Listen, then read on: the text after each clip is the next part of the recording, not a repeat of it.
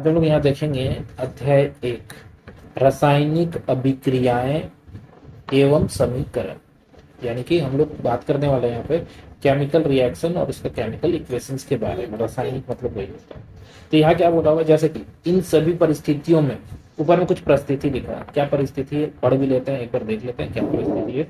आपने दैनिक जीवन में विभिन्न परिस्थितियों का अध्ययन किया होगा। विचार कीजिए कि क्या होगा जब, क्या है ये, गर्मियों में कमरे के ताप पर दूध को खुला छोड़ दिया जाए। मतलब घर में हम लोग क्या करेंगे, रूम है, रूम के अंदर क्या करेंगे, दूध को खुला छोड़ देंगे। लोहा और तवा अथवा तसला अथवा कील की अद्र वायुमंडल में खुला छोड़ दिया जाए। मतलब लोहे का सामान को, जो जंग लगना जो बोलते हैं ना, लोहे का सामान को अगर हम लोग खुला वायु में छोड़ देंगे, देखते हैं अगर उसमें पेंट नहीं किया रहता, जैसे नया नया हम लोग कुछ बनाते हैं, लोहा का सामान रहता है तो उसको खुला छोड़ देते हैं तो धीरे धीरे उसमें जंग लग जाता है। अगर उसमें पेंट नहीं किया गया है तो ठीक है। तो यही चीज अभी पूछ रहा क्या होगा, तो क्या होगा, जंग लग जाएगा, वो आगे हम लोग पढ़ेंगे। अंगूर का क्यूनन, अंगूर का क्यूनन मतलब अंगूर में कीड़ा लग जाना बोल सकते हैं, अंगूर खराब हो जाना, ठीक है। भोजन पकाया जाता है, भोजन जब हम पकाते हैं तो क्या होता है, कुछ देर के बाद पता चलता है कि गर्मी का टाइम है तो वो क्या हो, खट्टा हो गया या खराब हो गया। हमारे शरीर भोजन को पचा लेता है, जब हम लोग उस भोजन को खाते हैं तो शरीर पचा लेता है। क्यों पचा लेता है, उसके पीछे का क्या रीजन है, वो हम सांस लेते हैं, ये सब चीज जो है हम लोग जानते हैं कि उससे होता क्या। ये सब सारा चीज में क्या आ रहा है, केमिकल इक्वेशन या फिर केमिकल रिएक्शन के बारे में यहाँ पे बात। तो पहला क्या बोला, सभी परिस्थितियों में प्रारंभिक वस्तु की प्रकृति और पहचान कुछ ना कुछ बदल जाती है। मतलब स्टार्टिंग में जब हम बात करेंगे, स्टार्टिंग में जो भी वस्तु रहेगा उसका प्रकृति यानी कि जो जैसा दिखावट है उसका पहचान कुछ बदल जाएगा, कुछ देर के बाद बदल जाएगा। जैसे मान लो घर में ही दाल बना, दाल का कलर क्या होता है, कुछ काम हुआ खराब अगर हो जाता है तो क्या होता है, गाढ़ा हो जाता है या कलर उसका चेंज हो जाता है, जिससे कि पता चलता है, देख के भी बता सकते हैं कि खराब हो गया या फिर टेस्ट करके बता सकते हैं, ठीक है। दोनों तरीके से हम लोग क्या कर सकते हैं, उसको बताया जा सकता है। तो फिलहाल यहाँ पे क्या बात कर रहा है, वो परिवर्तन के बारे में बात कर रहा है। पदार्थ के भौतिक और रासायनिक परिवर्तन के बारे में पिछले कक्षा में पढ़ चुके हैं। अब भौतिक और रासायनिक क्या नाम है, एक नाम है भौतिक और दूसरा नाम है रासायनिक। भौतिक परिवर्तन का मतलब क्या है, जो देख के पता चल जाए, जो देख के पता चलता है उस चेंज को, उस परिवर्तन को क्या बोलते हैं, भौतिक परिवर्तन। रासायनिक परिवर्तन किसको बोलते हैं, जब उसमें कोई केमिकल डाला जाए और उसमें परिवर्तन आएगा तो उसको रासायनिक परिवर्तन बोलते हैं। एक तरह से हम बोल सकते हैं ये जो भौतिक परिवर्तन है, भौतिक परिवर्तन क्या होता है, ये रिवर्स हो सकता है, उल्टा हो सकता है, उल्टा हो सकता है। और ये रासायनिक परिवर्तन उल्टा नहीं होता है। मतलब जैसे कि खाना बना लिए तो चावल पक के तैयार हो गए, अब दोबारा हम उस चावल को खाना जो बन चुका है, खाना को हम चावल नहीं बना सकते। ये परिवर्तन कैसा है, रासायनिक परिवर्तन, ठीक है। रासायनिक परिवर्तन किसको बोलेंगे हम लोग, जो बदलता है। जब कोई रासायनिक परिवर्तन होता है तो हम कह सकते हैं कि रासायनिक अभिक्रिया हुई।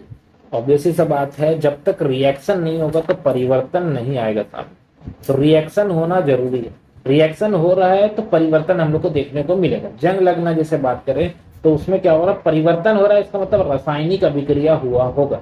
अभिक्रिया मतलब यहाँ पे बात करें लोग रिएक्शन के बारे में, ठीक है। रासायनिक अभिक्रिया मतलब केमिकल रिएक्शन, और परिवर्तन मतलब हो रहा है जो चेंज, जो बदलाव देखने को हम लोग को मिलेगा। हो सकता है अंदर से वो कमजोर हो जाए, जैसे लोहा देख के पता चलता ब्राउन ब्राउन कलर का, ऊपर में एक लेयर आ जाता है और अंदर से वो धीरे धीरे कमजोर हो जाता है, ठीक है। तो वही चीज यहाँ पे बोला।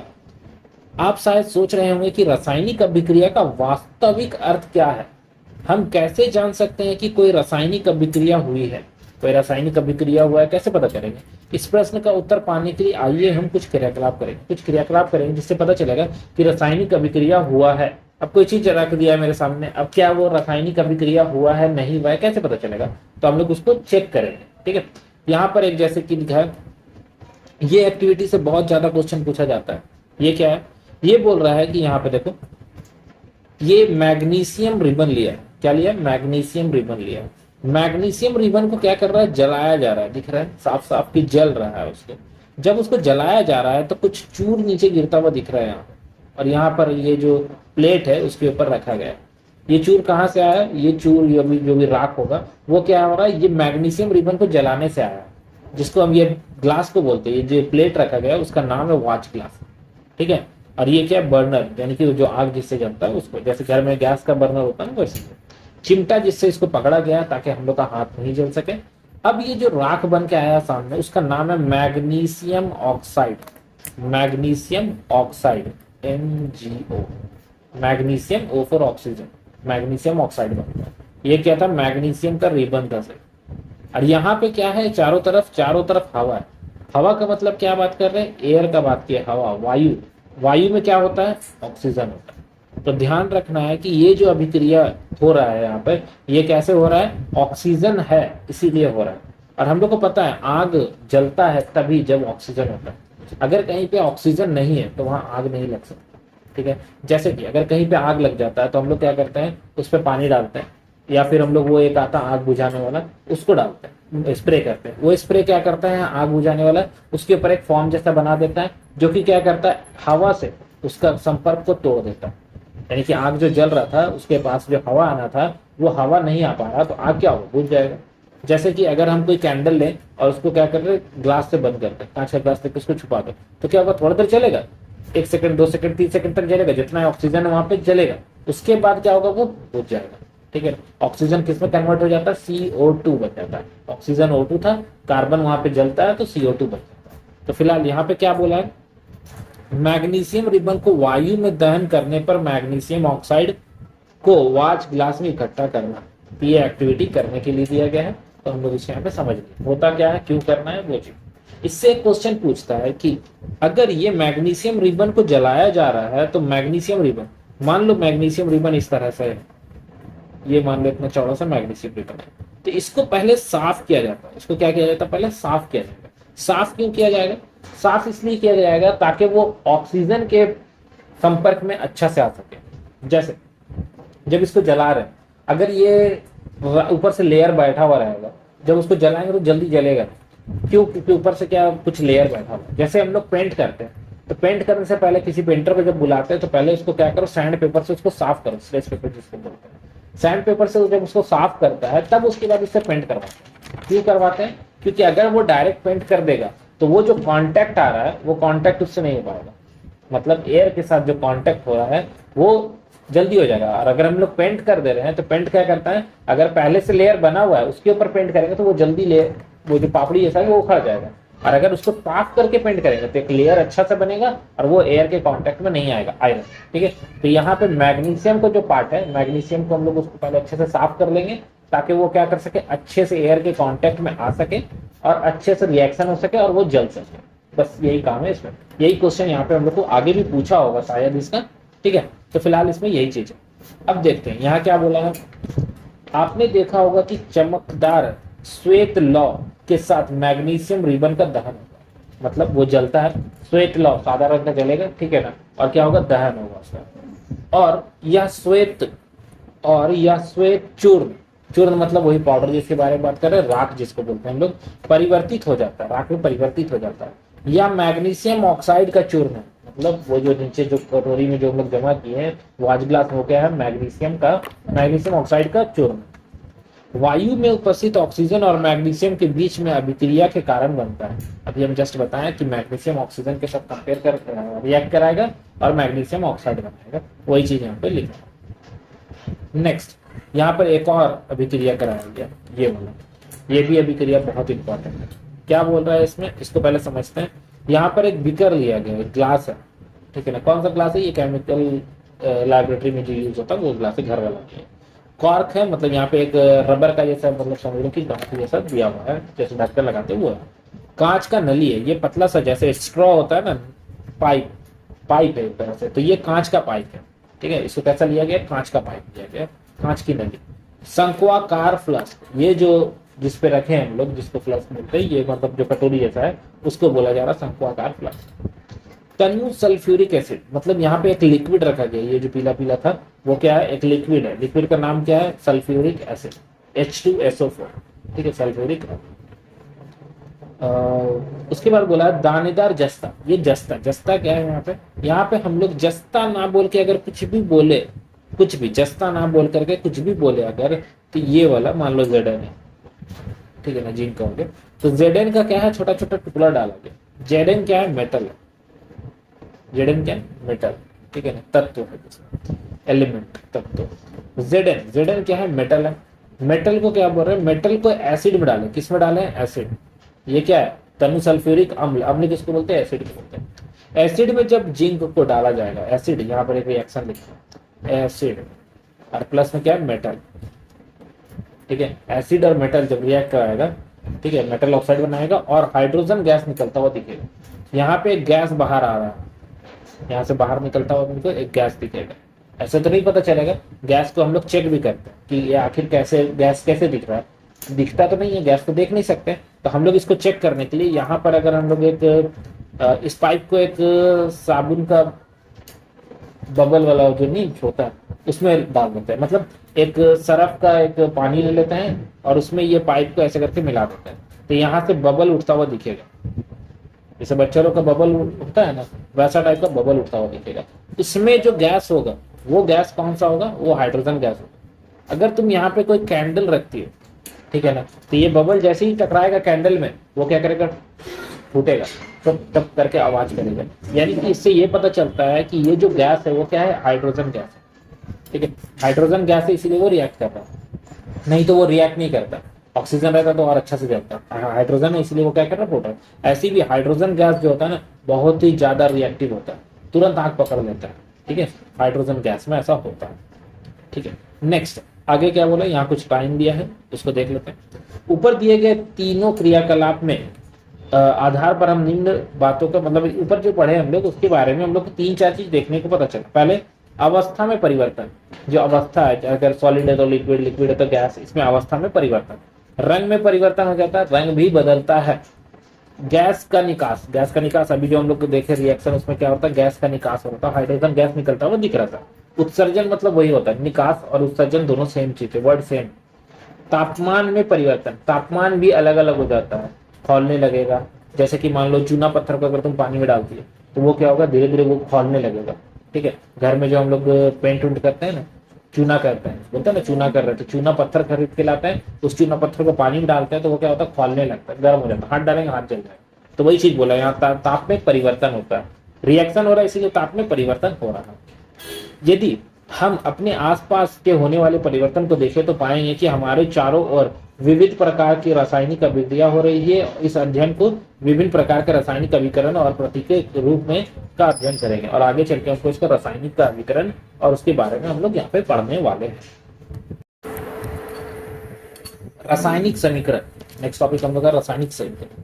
क्रियाकलाप 1 में, अभी जो हम क्रियाकलाप 1 में कराए थे वही चीज को वापस दोबारा यहाँ समझाना चाह रहे हैं। क्या बोल रहे हैं कि मैग्नीशियम को ऑक्सीजन के साथ रिएक्शन हुआ तो बनाया मैग्नीशियम ऑक्साइड। ये जो लिखे हैं ये क्या है, शब्द में लिखा गया है, इसको क्या बोल रहे हैं हम लोग, शब्द में लिखा गया है। पढ़ते हैं इसको। जब ऑक्सीजन की उपस्थिति में मैग्नीशियम रिबन का दहन होता है तो मैग्नीशियम ऑक्साइड में परिवर्तित हो जाता है। वाक्य के रूप में किसी अभिक्रिया का विवरण बहुत लंबा है, रासायनिक अभिक्रिया में विवरण बहुत लंबा हो जाता है।